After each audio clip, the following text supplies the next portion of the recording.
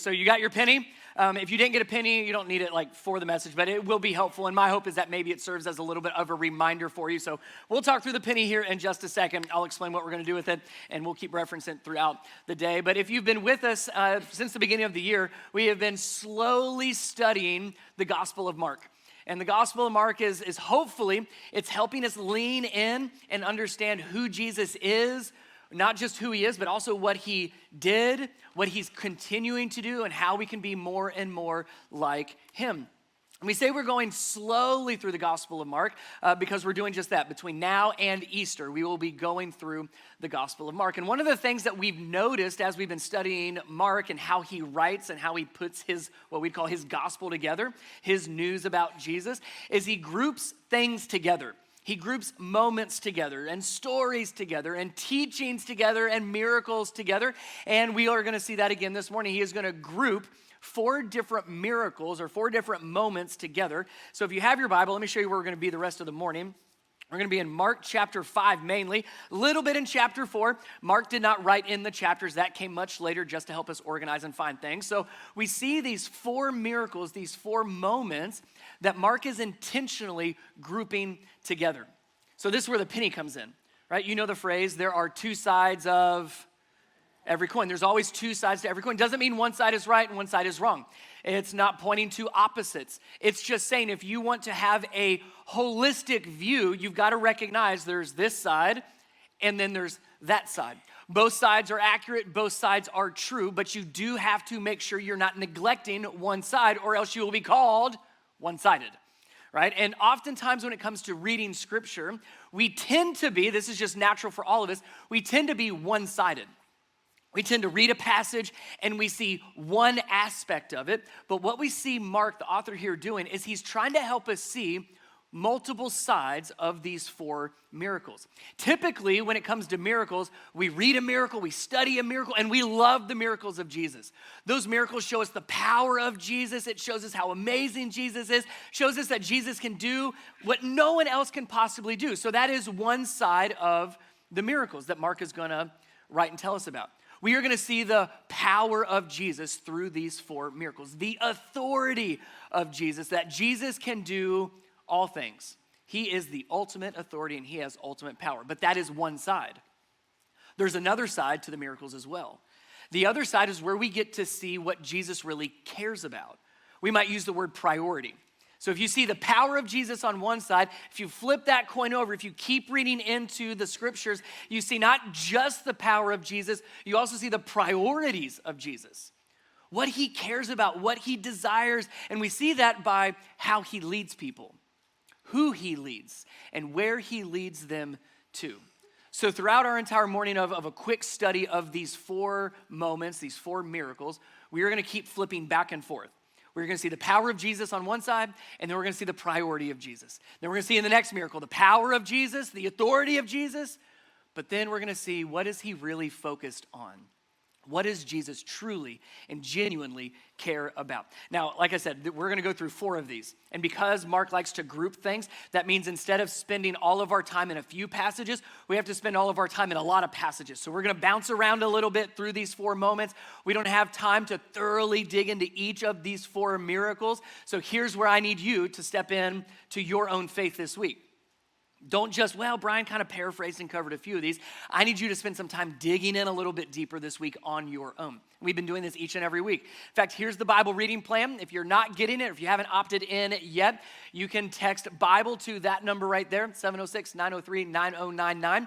Every Monday, you will get a text message that gives you the passage to read, with maybe a question or a prayer or a thought to go with it. And the intent is not that Monday you get your text message, you read all of chapter 5 as fast as you possibly can, and you're good until the following Monday. What have we been saying? We want to go slow. So the intent is you would read chapter 5 on Monday, chapter 5 on Tuesday, chapter 5 on Wednesday, and so on, that you would live and sit in that passage as you move a little slower. We've got to go a little bit quicker on a Sunday morning. I want you to slow down and go a little slower, go a little deeper. We send out those emails every Tuesday. Scan the QR code on the back of your chair that says scan me. Sign up for the emails and you'll get a going deeper email every Tuesday so you can read it through a little slowly And then you can dig a little deeper, have some discussion with your family, friends, roommates, some other people in a Bible study. But that's the intent. All right, so you got your penny. Be thinking of this side and that side. Both are true, both are accurate, but you need to look at both to get a full and holistic picture. That's what we want to see. So with these 4 miracles, here's the context. Jesus' reputation, we've seen this, is growing. More and more people are coming to Jesus, and there's still a lot of resistance with Jesus. The 4 moments or the 4 miracles we're going to see, it's actually interesting. It all happens on one boat ride. It begins on the lake, and then Jesus and his disciples are going to go the other side of the lake. There's going to be a miracle there. Then they're going to get back on the boat. They're going to go back to where they started on the other side of the lake, and there's going to be a couple miracles there. So all of this is going to happen, as Mark explains, on one boat ride. The first miracle we see is on the lake. This is where we start in chapter 4. Mark chapter 4, we are going to pick it up in verse 39. But if you don't know the story, again, as you go through this week, you can kind of see a little bit more context. But basically, Jesus and his disciples are on the lake, and this storm, massive storm, shows up. The disciples are not just afraid, they are terrified. They are for sure they are going to drown. And then Jesus wakes up. That's where we're going to pick up the story in verse 39 out of chapter 4. When Jesus woke up, he rebuked the wind and said to the waves, "Silence, be still." A better translation, if you look at what Jesus actually said in the original language, is more of like a hush. Like, stop it, quit, shh. He literally hushed the winds and the waves. And suddenly the wind stopped and there was a great calm.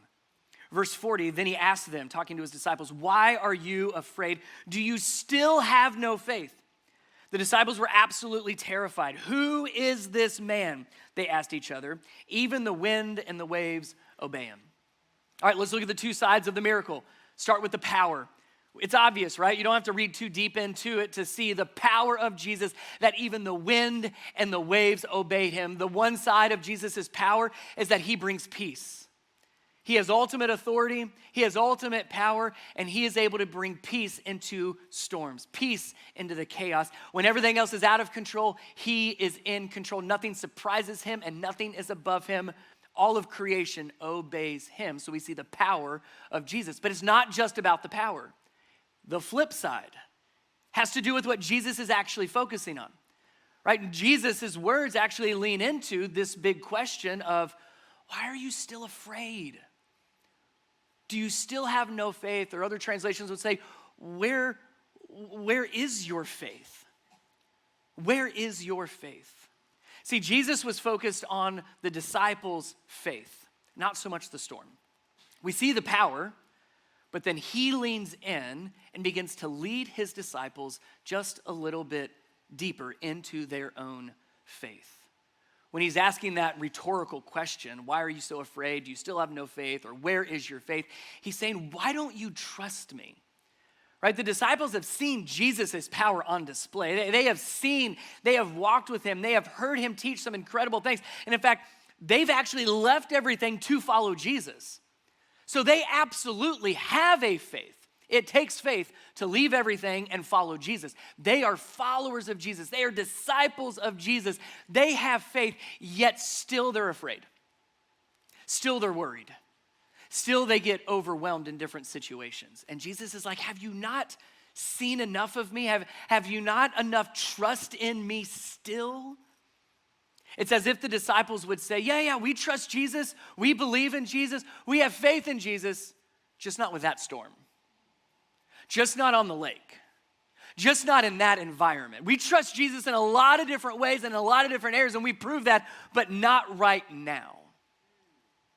Not with this. So they trusted Jesus, but not with everything. So Jesus meets us where we are. We're going to say that time and time again. The power of Jesus gets put on display because he shows up in the midst of us and in the midst of our messes and our storms, and his power's on display. So he meets us where we are. That shows the power of Jesus. But then he's also going to lead us just a little bit deeper in our faith. And specifically here for the disciples, he's going to call them to trust him more. And I think the same is true for us. Jesus meets us where we are. Yet he calls us to trust him more. You might say, yes, I do trust in Jesus and I believe in Jesus and I have faith in Jesus. Well, what about the storms of life? What about that environment? What about that relationship? What about that situation? We all have that one. And do you trust him in that. He meets us where we are, yet he continues to call us to a deeper faith by trusting in him more. Do you see the two sides of the miracle? You see how Mark is pointing this out? Jesus is the one who did it. Mark's just pointing it out. He's like, I want you to see the power of Jesus, but I also want you to see how Jesus is going to move people and lead people and call people into a deeper faith. It's not just like, man, wasn't that awesome? I just made the winds and waves stop. It was, yes, look at what I can do, but I also want to lead you and call you into a deeper faith. We're going to see that each and every time. So he wanted them to trust Jesus a little bit more. Here's the second moment, or the second miracle. Now we're in chapter 5, verse 1. So they arrived at the other side of the lake in the region of the Gerasenes. When Jesus climbed out of the boat, a man possessed by an evil spirit came out from the tombs to meet him. Now we're going to stop there, and then we're going to, like I said, jump ahead, dig in a little bit more this week. In fact, we spent an entire Sunday diving deep into this specific passage back in August. So if this passage is maybe a little bit more curious to you, or if you want to lean in a little bit more, you can find stuff on the website. You can go back, find the passage or the message we did on this passage back in August. Dug in really deep to this demon-possessed man and what was going on in the context, a lot of that. We don't have time for that today, but if you want to dig in, you're more than welcome to. But one thing I do want you to pay attention to here, and Mark is very specific in some areas, very generic in other areas. So when Mark is specific, we should pay attention. And he's specific in not just, well, they went to the other side. He says specifically the region that they went, to the region of the Gerasenes. And the reason that's important is so far in Jesus' ministry, he's been in what we would call like Jewish territory. People that knew the one true God. Now they're still trying to figure out who Jesus is, but they knew the one true God. Now Jesus is going into a region of what we would call Gentiles. Gentiles are anyone that is not Jewish. So in other words, they did not believe in the one true God. They have a different faith system, a different belief system. They had different values. They followed different ways. And so now Jesus seems to be intentionally, and as far as we know for the first time, going into a region of people that do not know God. So he's intentionally going to people that do not have a faith. If you keep reading, he is very, very specific. Mark is very specific on what was going on with this demon-possessed man. I mean, he was up in the hills, living in the tombs, naked, bloody, self-destruction. I mean, it was a horrific scene, horrific scene.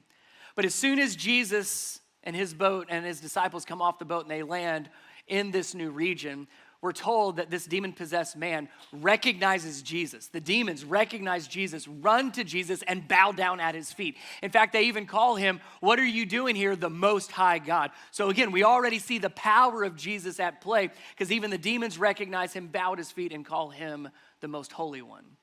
We're going to fast forward to after Jesus heals this man and calls the demons out. Fascinating story, pigs, lakes, a lot of things. You can read it on your own. Verse 15, here's after this man was healed and Jesus called out the demons. Verse 15. A crowd soon gathered around Jesus, and they saw the man who had been possessed by the legion of demons. Very different scene now than it was before. He was sitting there, fully clothed and perfectly sane, and they were all afraid. They couldn't believe it. This is not the man that we remember. This is not the man that used to be running around crazy in the hills. Like, something drastic has happened, and it scared them. Verse 16, then those who had seen what happened told others about the demon-possessed man and the pigs. That's when Jesus called out the demons. Verse 17, and the crowd began pleading with Jesus to go away and leave them alone. Can you imagine that? Here's Jesus and does an incredible miracle with this man, and everybody is so afraid of the power of Jesus. Right? We're not afraid of the power that we can control. We get afraid of the power that we don't understand and we can't control. So they start getting afraid of Jesus, and they start saying, please leave us. Please just go away. Even though the power of Jesus was on display, there was many that wanted him to leave. We're going to contrast that and compare that to what happens next in verse 18. As Jesus was getting into the boat, the man who had been demon-possessed begged to go with him. Isn't that interesting? The entire town begged Jesus to leave, and this one man was begging to go with him. But Jesus said, no. Usually we don't hear Jesus say, no, don't follow me. This is one of those. No, go home to your family and tell them everything the Lord has done for you and how merciful he has been. Verse 20, so the man started off to visit the 10 towns of that region and began to proclaim the great things Jesus had done for him, and everyone was amazed at what he told him. All right, let's talk about the two sides. the power side of this story, the power side of this miracle, we see the ultimate power and the ultimate authority of Jesus, that even demons bow down to him, even demons obey him. That Jesus says, come out of this man, and these demons have no other choice but to obey. That points to the power and the authority of Jesus that he has over not just creation, we saw that in the last one, but over all of the spiritual world as well. We see the power on display, and Jesus uses that power to give this man freedom. Again, if you read this on your own, you'll see this man was held captive by the evil spirits within him. And even though you might not be demon possessed, I think we can all relate to what it's like to have something not of God controlling our life. And Jesus came onto the scene and gave this man freedom.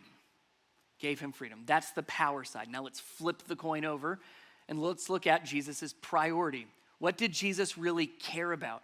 First of all, just by Jesus going to this region tells us he cares about those that don't know him.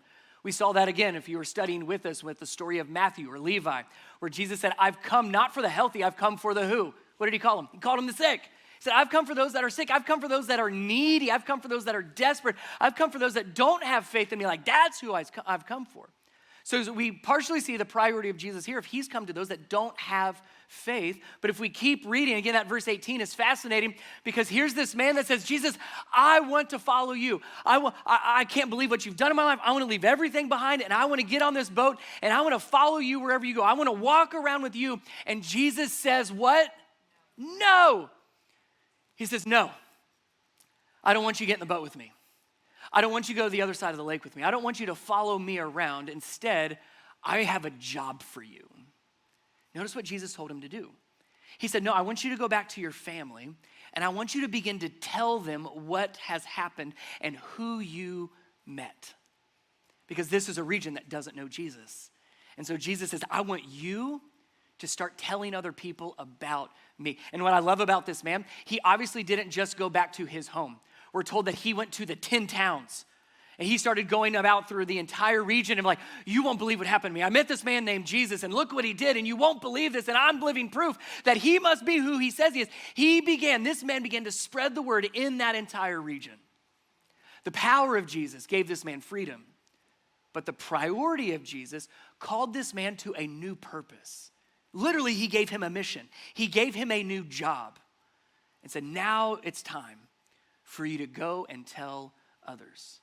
The power of Jesus met this man where he was at, in the middle of his lack of faith, no faith, non-existent faith, but also at his lowest of lows. Jesus met this man when he was possessed by an evil spirit, when he was naked, when he was alone, when he was living amongst the tombs, living among the dead, cutting himself. He met this man without faith at his lowest of lows and showed his power by giving him freedom. Jesus meets us where we are, but then he called this man to a deeper faith, didn't he? He said, no, I don't want you to just get in a boat with me. I want you to go and tell others. So what would we say for us? If Jesus meets us where we are at and then calls us to a deeper faith, Jesus meets us where we are and then he calls us to be part of his purpose, his mission, right? We get different language in the end of Matthew's gospel where Jesus says to his disciples, to his followers, all authority in heaven on earth I've got, and now I'm going to give that to you. And you know what he tells them to do? Do you know what it is? Go and go forth. Yes, go and tell, go and make disciples. Go tell other people everything that I've commanded and everything that I've taught you and baptize them. And this isn't just for you. This is for all the nations. We're seeing the beginning of that starting to get lived out. His power, but also his priorities. You've got to see both. He meets us where we are at, but then he calls us to be part of his purpose. He gives us a new job. He gives us a new mission, and that mission is to go and make disciples, to go and tell. All right, so they get back in the boat. Now they're going to go to the other side. Now these last two moments, these last two miracles are a little bit intertwined. It's going to be a decent amount of reading, so follow along with me. And again, as you go back through this week, you'll be able to dig in a little bit more to context. So here's the next scene, verse 21. Jesus gets back into the boat again and went back to the other side of the lake where a large crowd gathered around him on the shore. That's nothing new. Everywhere he goes, there's large crowds. Large crowd gathered around him on the shore. Verse 22, then a leader of the local synagogue, whose name was Jairus, arrived. When he saw Jesus, he fell at his feet pleading fervently with him. My little daughter is dying, he said. Please come and lay your hands on her, heal her so she can live. As a dad, I cannot think of a more horrific sentence to speak. I cannot think of one. To fall at Jesus' feet, desperate. My little girl is dying. Jesus, I need you to do something.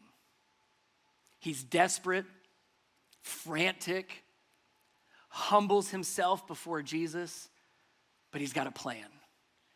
Jairus has a plan. He says, Jesus, if you will come with me, this is going to work out. Jesus, if you will come with me right now, this is urgent.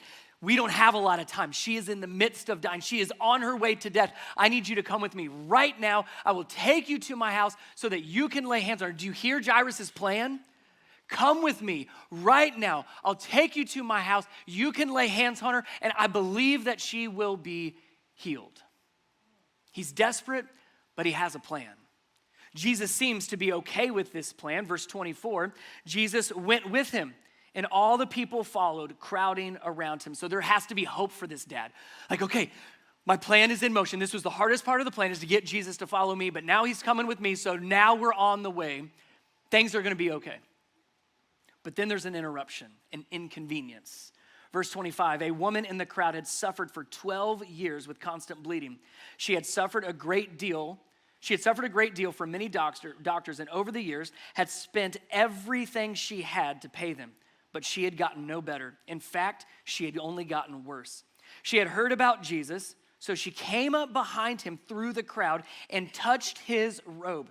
For she thought to herself, if I can just touch his robe, I will be healed. Understand, like, her plan. Her plan's a little bit different than Jairus' plan. Her plan was to quickly and quietly and to remain completely unnoticed, to just come up behind Jesus, not bother Jesus, not like get Jesus' attention. In fact, it's the opposite. She's trying to not gain any attention. All she has to do, she thinks, if I can just touch his robe, then I'll be healed, and then I will back out of the crowd, and no one will ever know that I was here. She had enough faith. She had enough belief. I mean, I would even say that's kind of impressive faith, where Jesus doesn't have to say anything. Jesus doesn't even have to know that I'm here. If I can just touch his robe, I will be healed. But she does this in a way that she remains unnoticed. She remains anonymous.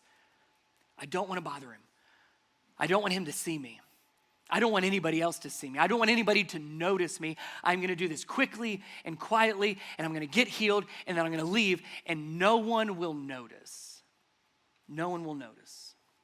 Verse 29, she does that. She sneaks through the crowd, comes up behind Jesus, touches his robe. And then verse 29, immediately the bleeding stopped, and she could feel in her body that she had been healed of her terrible condition. Again, there's hope. It worked. I can't believe it. I mean, I had faith and I believed, but I always knew there was a little bit of a chance that this wasn't going to happen. And it actually worked. And she begins to step back out of the crowd like, my plan is working. I'm going to get out of here. No one's going to ever know that I was here. Verse 30, Jesus realized at once that healing power had gone out of him. So he turned around in the crowd and asked, who touched my robe? So two quick things. One, if you're that woman, you've got to be kidding me. Like, man, I played this out perfectly. There's a crowd. Everyone's around. Like, there's no possible way he would have known. So she's starting to get terrified, right? But then you also have Jairus, who's like, we don't have time for this question. We don't have time to stop. And then you have the disciples there that ask such a good question. Verse 31, his disciples said to him, look at this crowd pressing around you. How can you ask, who touched me? Like, it's a great question. Jesus, you're being ridiculous. Everyone is touching everyone. He's touching me, you're touching them. Like, there's people everywhere. How can you stop and ask that question? There's no possible way to ever know that. Verse 32, look what Jesus does. But he kept on looking around to see who had done it. In other words, I'm not leaving until I find out.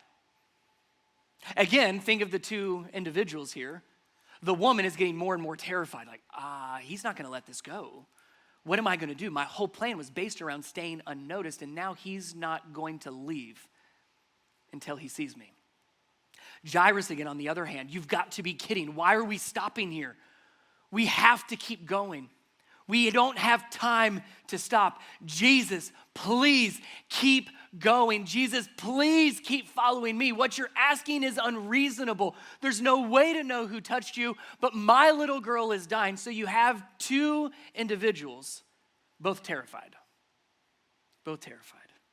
Verse 33, then the frightened woman, trembling at the realization of what had happened to her, came and fell to her knees in front of him and told him what she had done. And he said to her, Jesus said to her, man, don't miss this significance. Let this just listen and let this sink in. Then Jesus said to her, daughter, your faith has made you well. Go in peace. Your suffering is over. Don't move too quick here, church. Jesus said, daughter, your faith has made you well. Go in peace. Your suffering is over. Let's talk about the two sides. On one side, we see the power of Jesus, that just by touching his robe changes things. That the power of Jesus causes change. It changed this woman's life forever. The power of Jesus causes change, and it brings change because he is the ultimate authority. We've seen this in many other miracles where Jesus has authority and power over sickness, over disease, over all creation, over the spiritual world. We see again and again and again the power of Jesus and the ultimate authority of Jesus. And in this situation, his power brought about change, incredible change for this woman. Let's flip the coin over, though, and talk about the priorities of Jesus. What does Jesus really care about? This woman was changed. She was healed. She didn't need to look at Jesus. She didn't need to know Jesus or be known by Jesus. But it's interesting that Jesus said, no, that's not acceptable. This woman had faith. She believed, but her faith was based on a transaction. She had a transactional faith. I believe in Jesus. I have faith in Jesus. I'm going to go and get what I need from Jesus, and I'm going to back away, and he'll never know I was here. That's a transaction. Jesus, here's what I want. Here's what I need, but I don't want to get close. I don't want to get personal. I don't want to know you, and I really don't want you to know me. I just need this one thing, and then I'll be gone. That's the kind of faith she had, and Jesus stepped in and said, no, that's not enough. That's not okay. It's not just about the healing. Notice that the words that he used here, he said, daughter, your faith has made you. Do you remember what it said there? Well. Well, if you look at that word well is a very big umbrella type of a word in the original language. It's not speaking to a healing. That's why he says he does not say your faith has healed you. That would have spoken to more of a physical healing. He says your faith has made you well. That's a whole lot bigger than just one physical ailment. He says, no. The change that I'm bringing you is not just physical. He says, I'm changing your identity. What did he call her? Daughter. He says, daughter, I see you. Daughter, I know you. Daughter, I want you to see me. I want you to know me. It's not enough for us to have a transactional relationship.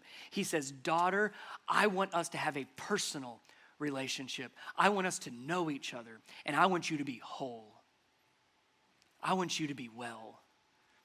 And that's not just this one physical problem you have. I want us to be us. See, the power of Jesus changed her physically, but it's the priority of Jesus to change her identity.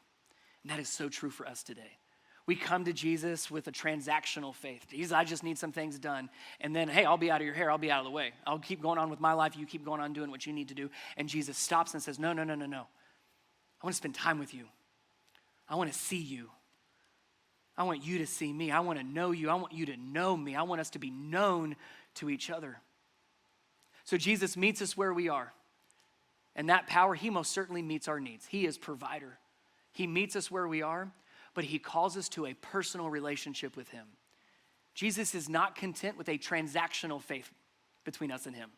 He's not, that's not his priority. He stops what he's doing so he can have a personal relationship with her, and then he calls her daughter. The same could be said for us. He meets us where we are. Yes, he takes care of us. Yes, he provides for us. Yes, he does incredible things with us and in our lives and changes us. Oh, but he desires to know you and for you to know him. So he calls us to not just a faith, but a personal faith where we know him and he knows us. Let's shift back over to Jairus, right? This is the dad, the synagogue leader. And again, you've got to be thinking of him. How long is this going to take, Jesus? We have something more important to do. Verse 35, the story begins to turn and focuses back on Jairus again. Verse 35, while he was still speaking to her, messengers arrived from the home of Jairus, the leader of the synagogue. They told him, your daughter is dead. There's no use troubling the teacher now. Can you imagine the disappointment? Like, I don't even know the words to put in here. Disappointment, hurt, pain, not even frustration, anger. Jesus, you weren't quick enough. Jesus, you stopped. Jesus, we had a plan. The plan was you follow me to my house, you lay your hands on her, and she's better. Jesus, that was the plan. You stopped. You deviated from my plan. And now my daughter is dead. And now it's too late. It's almost as if, and we don't see the words here, but as a dad, I almost want to say, Jesus, if you had only listened to me, is what I would want to say. If you had only followed me, we wouldn't be in this situation. Real quick, this is going to be important for the next part. Mark mentioned it twice. We have his name, Jairus. Did you catch his career? Did you catch his profession or his position? What is he? Leader of the synagogue. Let's talk about this for a second. And I'm going to speak as a leader myself, right? I have the privilege of leading you. So I say this, and I hope there's a little grace here. Do you know what leaders are used to? Being listened to. You are doing a brilliant job of that right now, so thank you. Right, as a leader, and we're all leaders in different environments, home, work, community, church, like, you know, we all have some areas that we are leaders in. And as a leader, I expect to be listened to. As a leader, I expect you to hear me and listen to me and then do what I say. As a leader, I don't like waiting. As a leader, I'm like, no. This is my plan. I've got the idea. You heard me. We agreed on it. Now do what I said. And all of a sudden, if you don't do that, and I'm like, now you're just disobeying or you're rebelling against me. Like, all of a sudden, I start to take it personal. Right? And so here, Mark makes it clear, this man's name is Jairus, and he is the leader of the synagogue. This man is not used to people not following his instructions. This man is not used to people making him wait, especially on something so urgent. So here's this man that has faith in Jesus. He fell at Jesus' feet and says, man, I know that you can heal my daughter, but you're going to have to do what I tell you to do. My words, not his, but that's what it feels like. He says, I've got a plan, Jesus, and you are a huge part of that plan, but here's what we're going to do. Follow me to my house and lay your hands on my daughter, and I know she's going to be okay. And it's almost as if Jesus is recognizing this man's faith, but then he says, whoa, hold on here, buddy. I know you have a plan, I have a different plan. I know you have a time frame, I have a different time frame. I know you have this whole thing laid out. That's not how this is going to work. And at the end of the day, Jairus' plan was to get his daughter healed. Oh, but Jesus has something better in mind.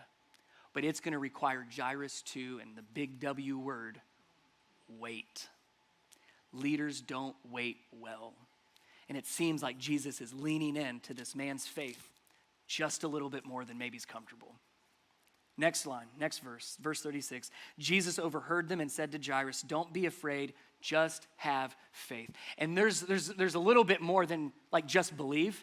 It's have faith in me. Have faith in my timing. Have faith in my will. Have faith in my plan and my purpose, not yours, but in mine. Have faith in me. Not just what I can do, but who I am. And to his credit, he backs off. And he begins to follow Jesus' will. If you keep reading, they head to his house. Jesus basically kicks everybody out of the house except for the parents and a few disciples. And he doesn't just heal this little girl, he raises her from the dead. Verse 41. Holding her hand, the little girl, he said to her, Talitha cum, which means, little girl, get up. And the girl who is 12 years old, if you want to dig in, 12-year-old girl, woman who was bleeding for 12 years, I don't have time for it, but you can look into it. The girl who was 12 years old immediately stood up and walked around. They were overwhelmed and totally amazed. Totally amazed. All right, last one, two sides of the coin. One side is the power of Jesus. He can raise people from the dead. Jesus has not just power, but authority over life and death. He raised this girl from the dead. Flip side, though, Jesus recognized this man's faith, and it wasn't just about, do you believe Jesus can do what he says? Do you believe that Jesus can do miracles? That's not the faith that Jesus is leaning into here. He's leaning into this man, Jairus, to surrender to Jesus. It's not even about trust so much. It's, will you lay your plans at the feet of Jesus? Notice where Jairus started. When Jesus got onto the shore, this man fell at Jesus' feet. It was more so a fall at Jesus' feet in desperation, not necessarily in surrender. We can fall at Jesus' feet in desperation. Jesus, I need you to fill in the blank. We can also fall at Jesus' feet and say, your will be done. Those are two very different postures. Does that make sense?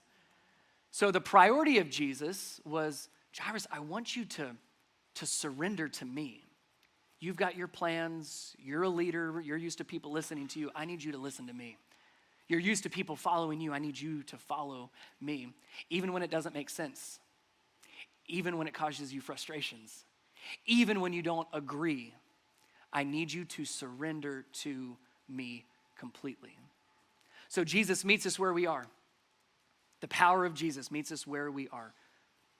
But he doesn't leave us there. He calls us to a deeper faith, in this case, and calls us to complete surrender. Not my will, but your will. Not my plans, but your plans. Not my timing, but your timing. Not me, but you. The power of Jesus meets us where we are, but he always calls us to a deeper faith. And we see that power, right? Through each of these four moments and miracles, we see the power of Jesus bring peace. We see in the power of Jesus create change. We see the power of Jesus give freedom. And right here, we see the power of Jesus bring life. Oh, but in each of those moments and in each of those miracles, Jesus was also calling to have a deeper faith. So let me ask you, man, two big questions for us to wrestle with. Where is your faith? Like, how would you describe your faith?